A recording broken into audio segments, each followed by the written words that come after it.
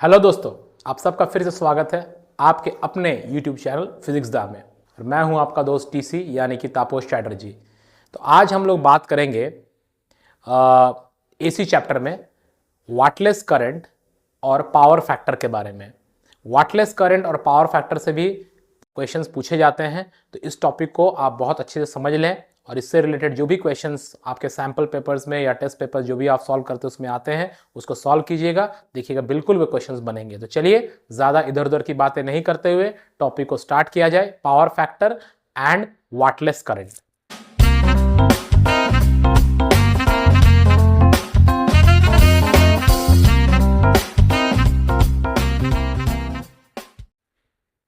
तो power factor क्या होता है? देखिए, हम लोग जानते हैं कि पावर का जो फॉर्मूला होता है, पावर का डीसी में जो हम लोग पढ़े हैं, पावर का फॉर्मूला क्या होता है? बेसिकली पावर का फॉर्मूला होता है product of voltage and current, है ना।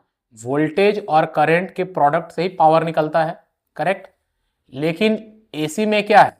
एसी में वोल्टेज और करंट का मैग्नीट्यूड ही सिर्फ इंपॉर्टेंट नहीं है, यहां पर एक और चीज इंपॉर्टेंट है कि वोल्टेज और करंट के बीच में फेज डिफरेंस कितना है, मतलब एंगुलर कंपोनेंट कितना है। तो इसीलिए जब हम लोग एसी का बात करते हैं तो हमारा पावर का जो फॉर्मूला है वो क्या होता है दोस्तों?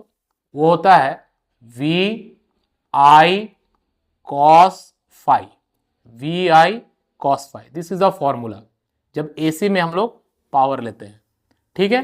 डीसी में वो सिर्फ वोल्टेज इंटू करंट का प्रोडक्ट होता है, बिकॉज वहां पर कोई एंगुलर कंपोनेंट या फेज नहीं होता है, ठीक है। ये V जो है ये क्या है? This is the RMS value of voltage, ठीक है, RMS वैल्यू ऑफ वोल्टेज।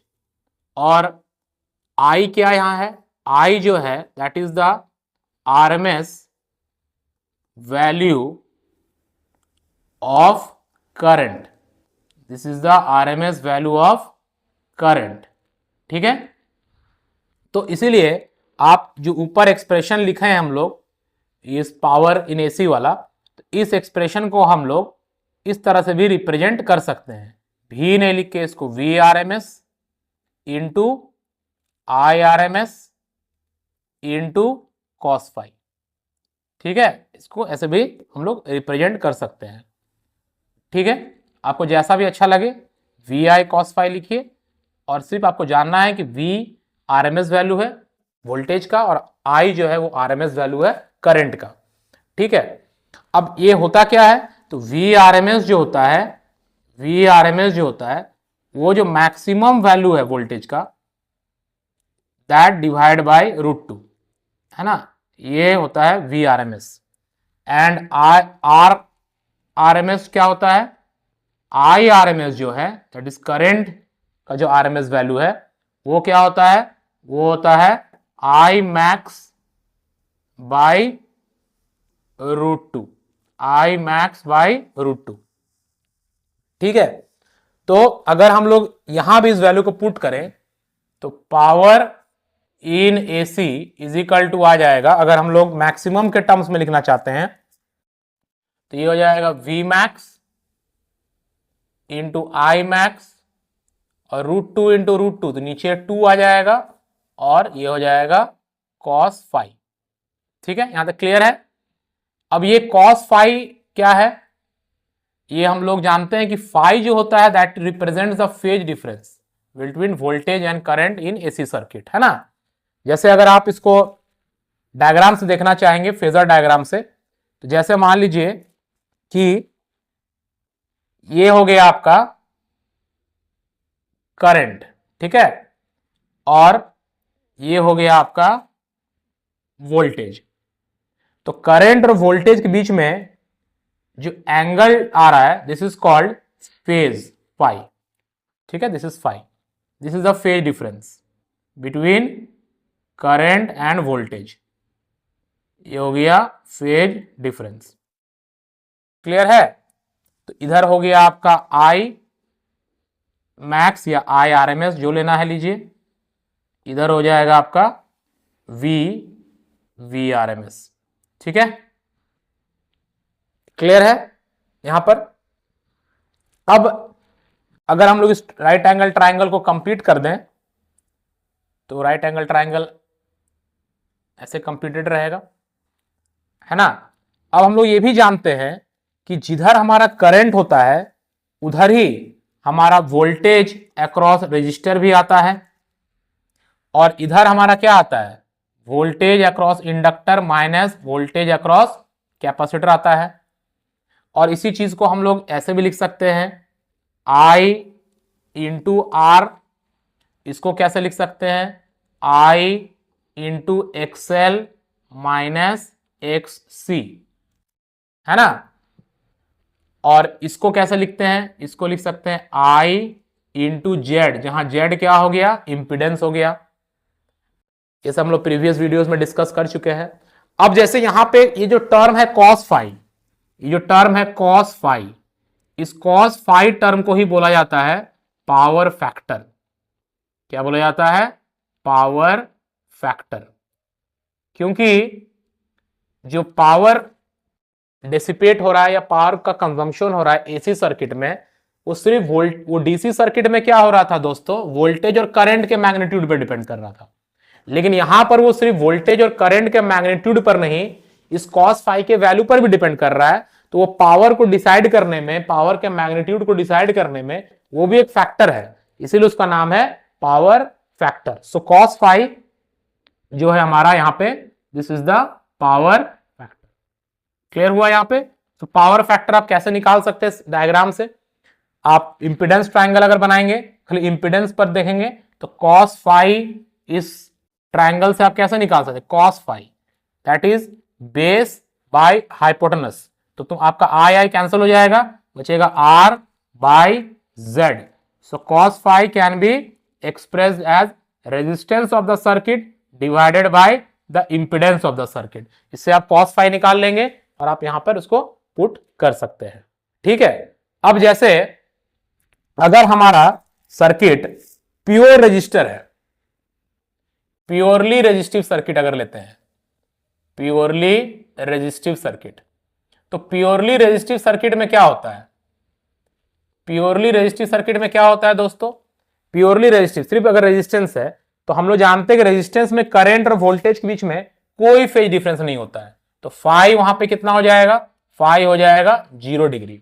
और फाई अगर 0 डिग्री होता है तो हमारा पावर इन एसी जो है, कॉस फाई का वैल्यू 1 है, तो ये हो जाएगा V R M S into I R M S.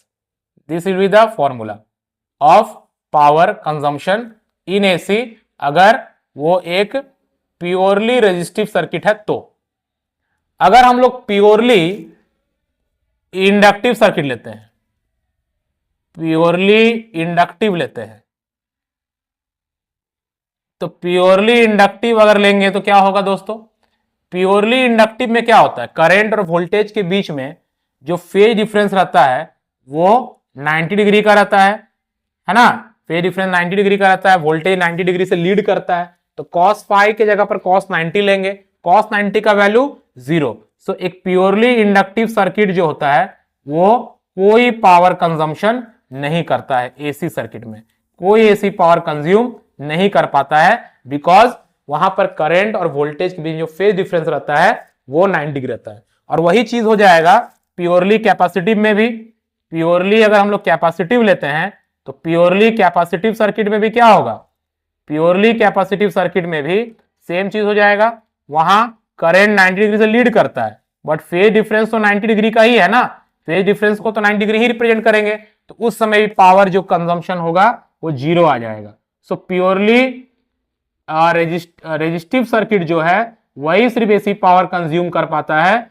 Inductive और कैपेसिटिव सर्किट जो होता है वो लोग एसी पावर कंज्यूम नहीं कर पाता है। इसका अच्छे से स्क्रीनशॉट ले लीजिए, इस चीज को भी अगर आप दिमाग में रखते हैं तो पावर इन एसी का क्वेश्चन आराम से बना सकते हैं, ठीक है। चलिए नेक्स्ट हम लोग चलते हैं कि ये वाटलेस करंट क्या होता है। वाटलेस करंट क्या होता है, वाट आप जानते हैं कि पावर का यूनिट होता है दोस्तों। वाट क्या होता है, what is the unit of power. तो वाट लेस करंट बोल रहा है, ठीक है, वाट लेस। तो वाटलेस करंट का मतलब हो गया पावरलेस करंट। अब पावरलेस करंट का मतलब क्या हो गया, जो कोई एसी पावर कंज्यूम नहीं कर पाएगा, उस करंट को हम लोग बोल रहे हैं वाटलेस करंट। सॉरी, जैसे देखिए, मान लीजिए कि आपके पास, आपने फेजर से रिप्रेजेंट किया, ये आपका करंट हो गया और ये आपका वोल्टेज हो गया। उल्टा भी ले सकते हैं, है ना। मान लीजिए हम इसी को वोल्टेज ले रहे हैं या इसको करंट ले रहे हैं, चलिए इसको वोल्टेज ले लिए V, इसको करंट ले लिए I, और दोनों के बीच में जो एंगुलर डिफरेंस है जिसको हम लोग फेज डिफरेंस बोल रहे हैं वो है फाई। ठीक है, अब इस करंट को हम दो कंपोनेंट में अगर तोड़े, जैसा वेक्टर में हम लोग कंपोनेंट्स लेते हैं, तो इस करंट का दो कंपोनेंट आएगा ये I है, इसके साथ एंगल बना रहा है, इधर हो जाएगा I cos फाई, राइट, और एक कंपोनेंट आएगा परपेंडिकुलर, ऐसे कंपोनेंट आएगा और इधर हो जाएगा I sin फाई। जैसे हम लोग वेक्टर में कंपोनेंट्स निकालते हैं, I sin फाई हो जाएगा, ये हमारा I था, I cos phi, I sin phi. अब इसका नाम दे देते हैं, मान लीजिए I2, इसका नाम दे देते हैं I1। तो I1 जो है वो, और वोल्टेज जो है I1 and V have 0 degree phase difference, बोल सकते हैं हम लोग कि I1 और जो सप्लाई वोल्टेज है उसके बीच में 0 डिग्री का फेज डिफरेंस है। तो ये तो पावर कंजम्पशन करेगा, है ना। कितना पावर कंजम्पशन करेगा, V इंटू आई या वी आई कॉस फाई, तो ये कितना पावर कंजम्पशन करेगा, V करंट है V और सॉरी वोल्टेज है V और करंट है I कॉस फाई। तो वोल्टेज I हो गया V और करंट हो गया I कॉस फाई, तो कितना पावर कंजम्पशन करेगा, वी आई कॉस फाई। लेकिन जो I2 है, I2 and V have 90 degree phase difference, right. ये 90 डिग्री फेज डिफरेंस हो रहा है इसमें, क्योंकि I2 तो V पर परपेंडिकुलर आ रहा है। तो ये कितना पावर कंजम्पशन करेगा, ये कोई पावर कंजम्पशन नहीं कर पाएगा, क्योंकि हम लोगों ने पहले ही देख लिया, क्या देखा कि जो फॉर्मूला होता है voltage into current into cos of the angle between voltage and current.